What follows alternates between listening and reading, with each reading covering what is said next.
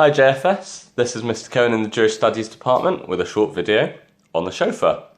As I'm sure you know, Rosh Hashanah is at the end of this week, and one of the biggest parts of the day is the blowing of the Shofar. In fact, one of Rosh Hashanah's names is Yom Teruah, the day of Shofar blasts. But what's it all about? Here is a very quick summary. A shofar is made from the hollow horn of an animal like a sheep or an antelope, but not from the antlers of a deer, which are really solid bone. The horn is made from keratin, the same material as your hair and fingernails. To become a shofar, the horn will be softened with hot water so that it can be shaped, and then a hole will be bored into the thin end to make a mouthpiece. For any brass players out there, the shofar is blown in the same way, by buzzing your lips, sort of like blowing a raspberry. For thousands of years, the shofar was used almost like a school bell. It announced when something exciting was about to happen. The shofar was used to announce the charge into war. It was used on Friday afternoons to let people know that Shabbat was coming in. And after the destruction of the second Beit HaMikdash, it was used as a musical cry of mourning, as there was a ban in place on other musical instruments. Almost every morning during the month of Elul, the shofar is blown like a spiritual alarm clock.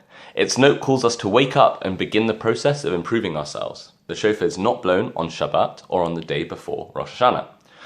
On Rosh Hashanah itself, the shofar is blown for several reasons. The first is that Rosh Hashanah is the anniversary of the creation of the world, and the date on which we recognize and crown God as our king. In that sense, the shofar is like a coronation trumpet. The second reason is that the shofar brings up memories of the history of the Jewish people. For example, the Akedah, where Avram nearly brought his son Yitzchak as a sacrifice, but at the last minute swapped him for a ram. The horn of a ram is traditionally used as a shofar. By bringing up the memory of our ancestors, we're trying to show God that we still connect with them and the values that they stood for, which is important, as Rosh Hashanah is the day that God judges us on our values.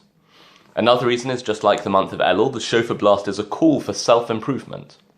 And finally, the shofar reminds us that no matter how far we may have gone, even if we think we have strayed so far from Hashem that we can't even talk to him, the shofar acts like a baby's cry that any parent would understand and do their best to care for, no matter what their child had done. 100 notes are sounded on each day of Rosh Hashanah, except for when one of those days is a Shabbat. There are 3 types of notes: a tekiah, 1 long blast; a shavarim, 3 medium blasts; and a teruah, 9 short blasts. The final note, blown on Rosh Hashanah and at the end of Yom Kippur, is a tekiah gedolah, a seriously long blast.